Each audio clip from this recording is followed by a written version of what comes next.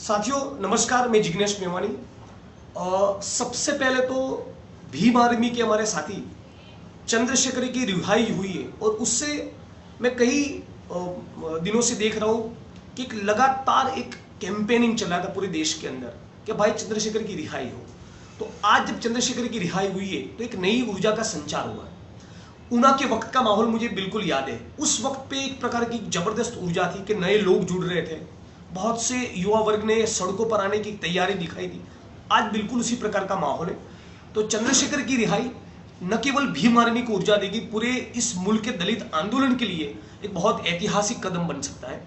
मेरा ऐसा मानना कि भारत हमारा हमारा वक्त हमारा समाज एक अन्य गुजरात की हमारी टीम, गुजरात के बाहर के हमारे सारे यूनिट वो भीम आर्मी के संपूर्ण समर्थन में भाई चंद्रशेखर रावण के साथ खड़े हैं।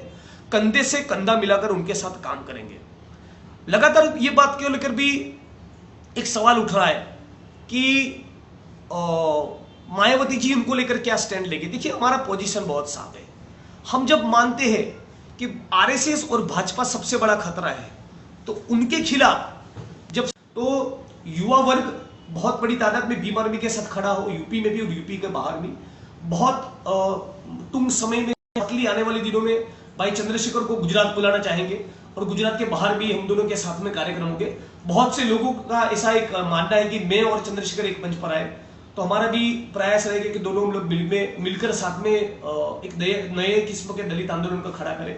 और इस पूरे माहौल के दौरान हम लोग देख रहे हैं कि जो गटर में उतरकर मरने वाला दलित है, उसका हाथ पकड़ने वाला इस वक्त इस मुल्क में कोई नहीं है। तो हम लोगों का यह प्रयास रहेगा कि जो दलितों को पूछने वाला है, ऐसे दलितों के सच्चे हमदर्द बनने की हम लोगों की कोशिश होनी चाहिए। तो ज्यादा न कहते हुए, बहुत से लोग भीम आर्मी को लेकर मेरा विचार जानना चाहते थे, फोन कर रहे थे, टेक्स्ट मैसेज भेज रहे थे, व्हाट्सएप में उनका मैसेज आ रहा है। तो मैं मेरी पोजीशन बहुत क्लियर करता हूं। चंद्रशेखर को हो सके उतना जल्द मिलेंगे, गुजरात में बुलाएंगे। भीम आर्मी के साथ हम लोग एक तरह से स्पिरिट के साथ उनके साथ खड़े रहेंगे। हमारा पूर्ण रूप से भाई चंद्रशेखर और भीम आर्मी को समर्थन है और आगे मिलकर एक नए मजबूत दलित आंदोलन को हम लोग खड़ा करेंगे। इतनी बात, इतना ही डायलॉग आपके साथ कि इस फेसबुक लाइव के माध्यम से करना था। चंद्रशेखर को जिस प्रकार से जेल में डाला, मैं लगातार मेरे सारे फेसबुक लाइव में, इंटरव्यूज में लगातार ये मुद्दा उठा रहा था कि वो आदमी जिसने यूपी में 200 से ज्यादा पाठशालाएं चालू की, जिसने बाबा साहब अंबेडकर के मिशन को एक तरह से गति दिया, उसको एक पेस दिया, वो आदमी पूरे राष्ट्र की सुरक्षा के लिए खतरा कैसे हो गया? आपने उसके ऊपर जो एनएसए लगाया है, राष्ट्रीय सुरक्षा कानून, तो पूरे राष्ट्र की सुरक्षा के लिए एक व्यक्ति खतरा कैसे बन गया? तो कहीं ना कहीं दलित आंदोलन को वो तमाचा मारना चाहते थे। दलित आंदोलन के ऊपर का एक प्रहार था। जब सहारनपुर की घटना हुई तो बहुत स्वाभाविक है, जिस प्रकार से ऊना की घटना हुई तो हम लोग बाहर आए, सड़कों पर निकले। तो सहारनपुर में घर जलेंगे तो भीम आर्मी बाहर तो निकलेगी ना। भीम आर्मी का नेता चंद्रशेखर घर में तो बैठा नहीं रहेगा ना। फिर भी उसको जिस प्रकार से टारगेट किया गया, और न केवल चंद्रशेखर को, भीम आर्मी के बहुत से लोगों के ऊपर मुकदमे दर्ज हुए।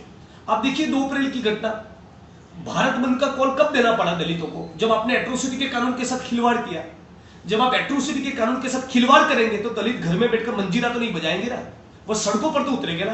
तो सड़कों पर उतरे तो हरियाणा हो, उत्तर प्रदेश हो, मध्य प्रदेश हो, राजस्थान, इन 4 स्टेट में कम से कम 5000 से ज्यादा दलितों के ऊपर इस वक्त पे फर्जी मुकदमे दर्ज हुए।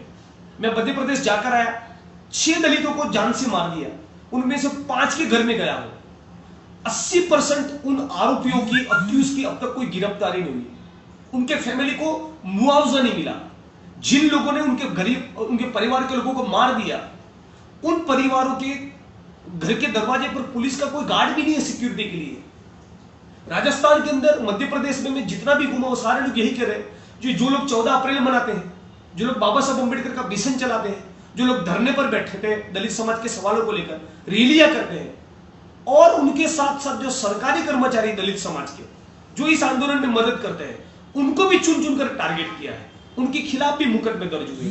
भीमा कोरेगांव वाला मामला देखिए, भीमा कोरेगांव में मैंने पैर भी नहीं रखा है, फिर भी मेरे खिलाफ एफआईआर।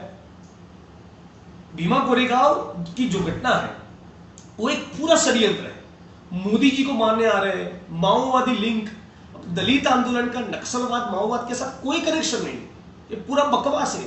मोदी जी को सिंपैथी मिले इसलिए ये स्टोरी बना रहे हैं कि मारने के लिए आ रहे हैं। पहले गुजरात में कह रहे थे कि जिहादी मारने के लिए आ रहे हैं, अब कह रहे हैं नक्सलाइट मारने के लिए आ रहे हैं। हकीकत ये है कि उनको कोई मारने के लिए नहीं आ रहा।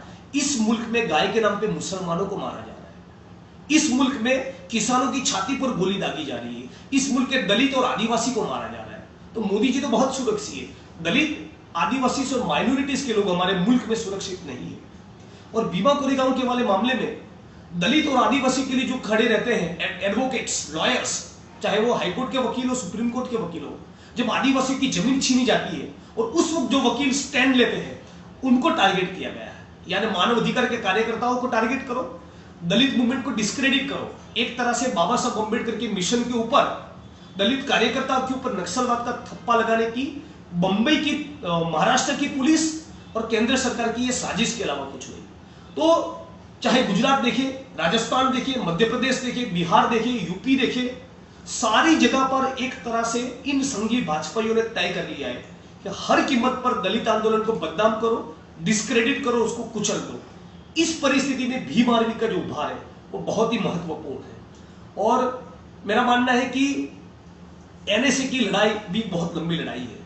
चंद्रशेखर के साथ साथ दूसरे जिन साथियों के ऊपर भी एनएसए लगा है, उन सभी लोगों के लिए भी हम लोगों को खड़ा रहना पड़ेगा। आज भी उना की विक्टिम्स को न्याय नहीं मिला, सहारनपुर में घर जले उनको भी न्याय नहीं मिला, एमपी में जिन 6 लोगों को गोली मार दी उनको भी न्याय नहीं मिला। तो इस मुल्क में दलितों के लिए न्याय नहीं। नेशनल दस्तक की आपसे गुजारिश है कि अगर इसको बचाना चाहते हैं तो नेशनल दस्तक को सब्सक्राइब करने के लिए रेड कलर के सब्सक्राइब बटन को दबाएं, फिर बेल आइकन की घंटी दबाएं। नेशनल दस्तक को बचाने के लिए बहुत जरूरी है कि हर खबर को शेयर करें, लाइक करें, कमेंट जरूर करें।